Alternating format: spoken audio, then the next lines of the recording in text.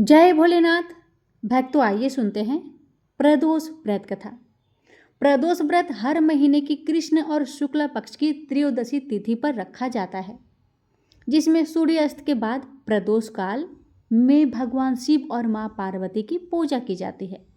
भक्तों, इस बार माघ मास की कृष्ण पक्ष की प्रदोष व्रत शुक्रवार 16 जनवरी को रखा जाएगा।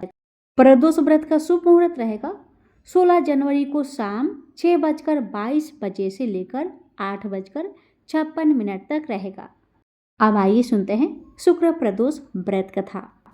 एक नगर में 3 मित्र रहते थे, राजकुमार, ब्राह्मण कुमार और तीसरा धनिक पुत्र। राजकुमार और ब्राह्मण कुमार विवाहित थे। धनिक पुत्र का विवाह हो गया था, लेकिन गौना शेष था। एक दिन तीनों मित्र स्त्रियों की चर्चा कर रहे थे। ब्राह्मण कुमार ने स्त्रियों की प्रशंसा करते हुए कहा, नारीहीन घर भूतों का डेरा होता है। धनिक पुत्र ने यह सुना तो तुरंत ही उसने अपनी पत्नी को लाने का निश्चय कर लिया। तब धनिक पुत्र के माता पिता ने समझाया कि अभी शुक्र देवता डूबे हुए हैं, ऐसे में बहू बेटियों को उनके घर से विदा करवा लाना शुभ नहीं माना जाता। लेकिन धनिक पुत्र ने एक नहीं सुनी और ससुराल पहुंच गया। ससुराल में भी उसे मनाने की कोशिश की गई, लेकिन वो जीत पर अड़ा रहा और कन्या के माता पिता को उनकी विदाई करनी पड़ी। विदाई के बाद पति पत्नी शहर से निकले ही थे कि बैलगाड़ी का पहिया निकल गया और बैल की टांग टूट गई। दोनों को चोट लगी, लेकिन फिर भी वो चलते रहे। कुछ दूर जाने पर उनका पाला डाकुओं से पड़ा, जो उनका धन लूट ले गए। दोनों घर पहुंचे। वह धनिक पुत्र को सांप ने डस लिया। उसके पिता ने वैद्य को बुलाया तो वैद्य ने बताया कि वो 3 दिन में मर जाएगा।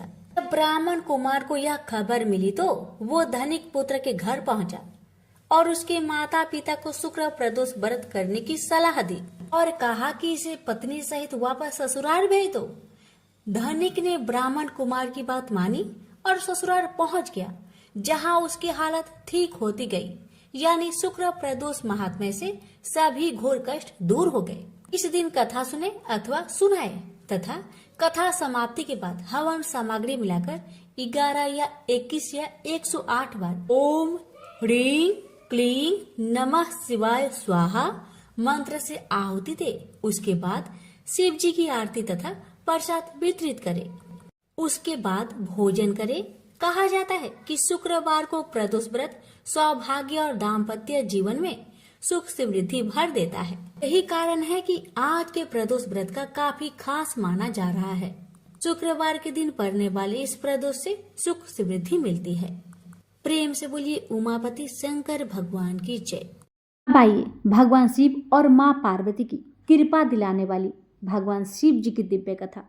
जो सुनता है उस पर मां पार्वती और भगवान शिव की अपार कृपा प्राप्त होती है, इसलिए कथा को अधूरा ना छोड़े। महादेव के गणों में एक भृंगी है।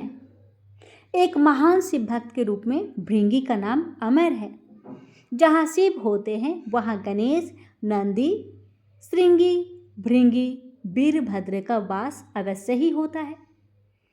शिव शिवा के साथ उनके ये गण अवश्य चलते हैं। इनमें से सभी प्रमुख गणों के बारे में तो कहानियां प्रचलित है। जैसे दक्ष यज्ञध्वंस के लिए वीरभद्र उत्पन्न हुए, मां पार्वती ने श्री गणेश को उत्पन्न किया। नंदी तो शिव के वाहन हैं, जो धर्म के अवतार है। शिलाद मुनि के पुत्र के रूप में जन्म लेकर शिव जी के वाहन बने नंदी। आपने यह सब कथाएं बहुत सुनी होगी, पर क्या प्रमुख शिवगण भृंगी की कथा सुनी है? अगर नहीं तो आइए सुनते हैं। भृंगी के 3 पैर कैसे हुए, इसके पीछे एक कथा है जो हमें बताती है कि उमा शंकर के बीच का प्रेम कितना गहरा है। ये दोनों वस्तुतः एक ही हैं। दरअसल भृंगी की एक अनुचित जिद के वजह से सदाशिव और जगदम्बा को अर्धनारीश्वर रूप में आना पड़ा। भृंगी महान शिव भक्त थे। सदाशिव के चरणों में उनकी अत्यधिक प्रीति थी। उन्होंने सपने में शिव जी के अतिरिक्त किसी का ध्यान तक नहीं किया था। यहाँ तक कि वह जगत जननी माँ पार्वती को भी सदा शिव से अलग मानते थे। शिव सय चरणम केवलम के भाव में हमेशा रहते थे। उनकी बुद्धि यह स्वीकार नहीं करती थी कि शिव और पार्वती में कोई भेद नहीं है। एक बार सदाशिव के परम भक्त भृंगी कैलाश पर अपने आराध्य की परिक्रमा करने पहुंचे। सदैव की तरह महादेव की बाई जंघा पर आदि शक्ति जगदम्बा विराजमान थी। महादेव समाधि में और जगदम्बा चैतन्य थी। जगदम्बा के नेत्र खुले थे। भृंगी तो आए थे शिव की परिक्रमा करने, शिव जी तो ध्यान मग्न थे। शिव प्रेम में भृंगी मतवाले हो रहे थे। वह सिर्फ शिव जी की परिक्रमा करना चाहते थे, क्योंकि ब्रह्मचार्य की उनकी परिभाषा अलग थी।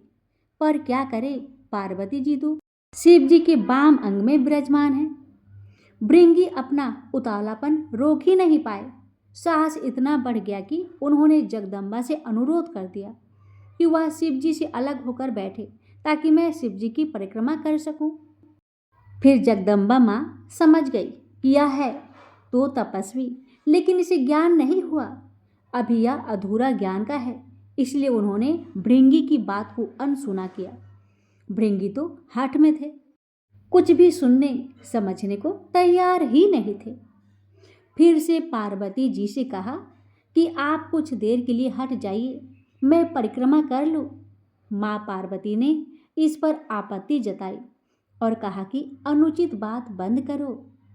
जगदम्बा महादेव की शक्ति है, वह सदा शिव से पृथक होने को कैसे तैयार होती। तब माता ने भृंगी को कई तरह से समझाया, प्रकृति और पुरुष के संबंधों की व्याख्या की, वेदों का उदाहरण दिया, परंतु भृंगी भी वैसे ही हठी। हठी की बुद्धि तो वैसे ही आधी हो जाती है। माता द्वारा दिए गए ज्ञान उपदेश उनके विवेक में उतरे ही नहीं। उनकी बुद्धि सृष्टि के इस रहस्य को समझने के लिए तैयार ही नहीं हुई। उन्होंने तो केवल शिव की परिक्रमा करने का ठान रखी थी। माता ने सोचा, इस अज्ञानी को कुछ भी समझाने का कोई लाभ नहीं, इसे अनदेखा ही कर देना चाहिए। माता शिव जी से अलग ना हुई। भृंगी ने भी हठ ही पाल रखी थी। अपने मन की करने के लिए एक योजना बना ली।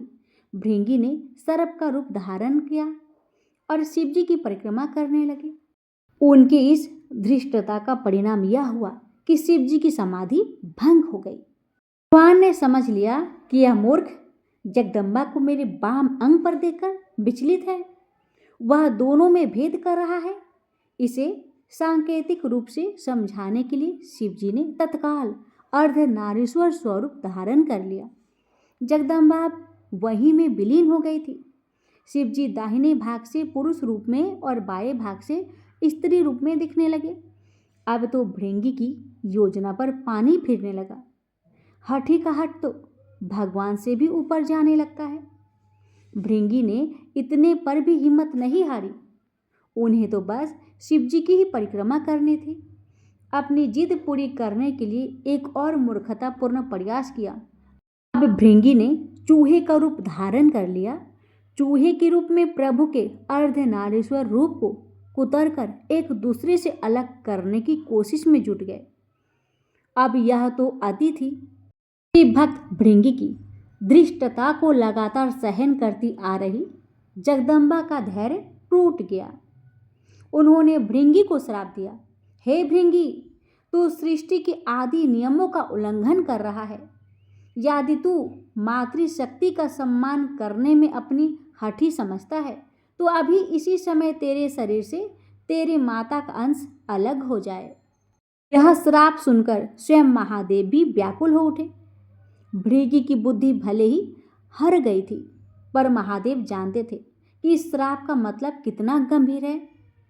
शरीर विभाग की तंत्रोक्त व्याख्या के मुताबिक इंसान के शरीर में हड्डियां और पेशियां पिता से मिलती है, जबकि रक्त और मांस माता के अंश से प्राप्त होता है। फिर क्या था, भृंगी की तो दुर्गति हो गई। उसके शरीर से तत्काल रक्त और मांस अलग हो गया।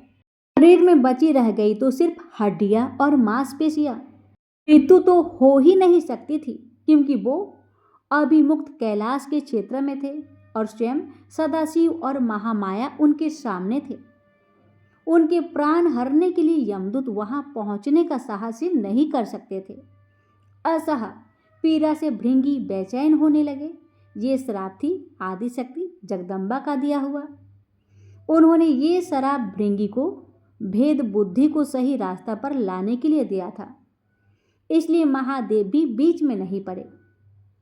इस श्राप का लाभ ये हुआ कि भृंगी असहनीय पीड़ा में पड़कर समझ गए कि पितृशक्ति किसी भी सूरत में मातृशक्ति से परे नहीं है। माता और पिता मिलकर ही इस शरीर का निर्माण करते हैं, इसलिए दोनों ही पूज्य हैं। इसके बाद भृंगी ने असहा पीड़ा से तड़पते हुए जगदम्बा की अभ्यर्थना की। माता तो माता होती है। उन्होंने तुरंत उन पर कृपा की और पीड़ा समाप्त कर दी। माता ने अपना श्राप वापस लेने का उपक्रम शुरू किया, लेकिन धन्य थे भक्त भृंगी भी। उन्होंने माता को श्राप वापस लेने से रोक दिया। भृंगी ने कहा, हे माँ, मेरी पीड़ा दूर करके आपने मेरे ऊपर बड़ी कृपा की है, परंतु मुझे इसी स्वरूप में रहने दीजिए। मेरा यह स्वरूप संसार के लिए एक उदाहरण होगा। इस सृष्टि में फिर से कोई मेरी तरह भ्रम का शिकार होकर माता और पिता को एक दूसरे से अलग समझने की भूल न करेगा। मैंने इतना अपराध किया, फिर भी आपने मेरे ऊपर अनुग्रह किया। अब मैं एक जीवंत उदाहरण बनकर सदैव आपके आसपास ही रहूंगा। भक्त की यही बात सुनकर महादेव और जगदम्बा दोनों पुलकित हो गए। अर्धनारीश्वर स्वरूप धारण किए हुए माँ जगदम्बा और पिता महादेव ने तुरंत भृंगी को अपने गण में प्रमुख स्थान दिया। भृंगी चलने फिरने में समर्थ हो सके, इसलिए उन्हें तीसरा पैर भी दिया। तीसरे पैर से वह अपने भार को संभालकर शिव पार्वती के साथ चलते हैं।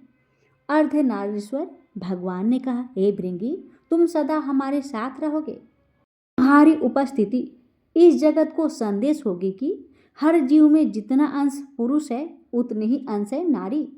नारी और पुरुष में भेद करने वाले की गति तुम्हारे जैसे हो जाती है। पुरुष और स्त्री मिलकर संसार को आगे बढ़ाए, दोनों बराबर अंश के योगी हैं। यही सिद्ध करने को मैंने अर्धनारीश्वर रूप धरा है। स्त्री पुरुष दोनों का अपना स्थान, अपना अस्तित्व है। इसे नकारने वाले को शिव शिवा दोनों में से किसी की भी कृपा प्राप्त नहीं होती। वह जीव मृत्यु लोक में सदा शिव शिवा की कृपा के लिए रास्ता ही विदा हो जाएगा। भृंगी को वो पद प्राप्त हुआ जिसे हासिल करने के लिए इंद्र आदि बड़े बड़े देवता भी ललायित रहते हैं। संसार को मिथुनी सृष्टि की व्यवस्था शिव जी ने दी है। तो भक्तों, ये थी शिव जी की अर्धनारीश्वर धारण करने की महागाथा। जो इसे पढ़ता है, सुनता है, उसकी सभी मनोकामना भगवान शिव और माँ पार्वती की कृपा से अवश्य पूरी होती है। प्रेम से बोलिए उमापति शंकर भगवान की जय। गणेश विनायक जी की कथा। भक्तों, बहुत समय पहले की बात है। किसी गांव में एक माँ और बेटी रहा करती थी। माँ अड़ोस पड़ोस के घरों में काम करती और अपनी बेटी का पालन पोषण किया करती थी। एक दिन लाली को कहीं से पता लग जाता है कि उसके गांव में गणेश मेला लगने वाला है, लेकिन उसके घर से कुछ दूरी पे ही था और गांव के सब लोग गणेश मेला देखने के लिए जा रहे थे। ये देखकर लाली के मन में आया कि मैं भी गणेश मेला देखने जाऊंगी, और सोच विचार करके लाली अपने माँ के पास आकर कहने लगी, माँ, गांव के सभी लोग गणेश मेला देखने जा रहे हैं और मेरी भी बहुत इच्छा है, मैं भी गणेश मेला देखने जाऊंगी, मुझे जाने दो ना माँ। तो माँ ने कहा, बेटा, तू तो अभी छोटी है और मेला लगने से बहुत भीड़ होता है, भगदौड़ होता है। तुम जाओगी, कहीं भीड़ भाड़ में गिर गई तो तुम्हें चोट लग सकता है, इसलिए तुम मत जाओ। भक्तों, लेकिन लाली ने अपनी माँ की एक ना सुनी। वह तो जीत पर अड़ी रही कि मुझे गणेश मेला देखने जाना है तो जाना है। अब माँ भी हार पाँच कर कहने लगी, ठीक है, चली जाना गणेश मेला देखने, लेकिन जाने से पहले मेरा एक काम करती आना। माँ ने बेटी को 2 लड्डू दिए और एक घटी में पानी, और माँ ने कहा, बेटा लाली, तुम जा ही रही हो तो एक काम करती आना, गणेश जी को एक लड्डू का भोग लगाकर उनको पानी पिला देना, और दूसरी जो लड्डू होगा वो तुम खा लेना और बचा हुआ पानी भी तुम ही पी लेना, और फिर अच्छे से जल्दी से ही घर चली आना। तो लाली ने कहा, हाँ माँ, आप चिंता ना करो, मैं जल्दी आ जाऊंगी। अब बेटी भी लाली गणेश मेला देखने को चली गई। हे भक्तों, मेला बहुत ही सुंदर था, बहुत ही अच्छा लगा था। सभी गाँव लोग मेला घूम करके शाम को अपने अपने घर को आने लगे, लेकिन लाली मेला खत्म होने पर घर वापस नहीं आई। वह लाली मेले में गणेश जी के पास ही बैठ गई और कहने लगी कि गणेश जी, एक लड्डू आपके लिए है और इस घटी का पानी में से आधा पानी आपका है और आधा पानी मेरा है। इस तरह कहते कहते सारी रात बीत गई। अब तो गणेश जी यह देखकर सोच में पड़ गए कि अगर मैंने एक लड्डू और आधा पानी नहीं पिया तो ये बच्ची अपने घर को नहीं जाएगी। यह सोचकर गणेश जी एक छोटे से लड़के के भेष में आए और उन्होंने एक लड्डू लेकर खा लिया और आधा पानी भी पी लिया। फिर वह कहने लगे कि मांगो, तुम क्या मांगती हो। लड़की ने मन में सोचा कि मैं क्या मांगू, अन्न मांगू या धन मांगू, या अपने लिए अच्छा वर मांगू, खेत मांगू या महल मांगू। वह मन में सोच ही रही थी।